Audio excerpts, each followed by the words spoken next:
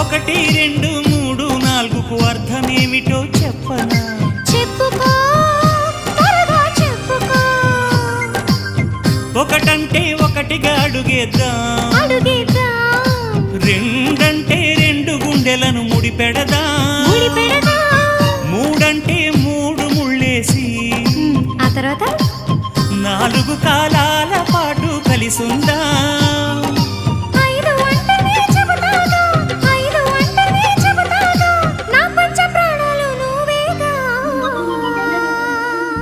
అమ్మావు ఇల్లు ఈగ చదివానాడు, ప్రేమ వలపు మనసు మమత చదివాయినాడు.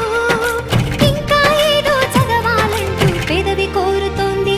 భలేగా కొత్త చదువు చదువు, ఇలా నా ముద్దు కవిత చదువు, చెలి మురిపాల కథలు చదువు.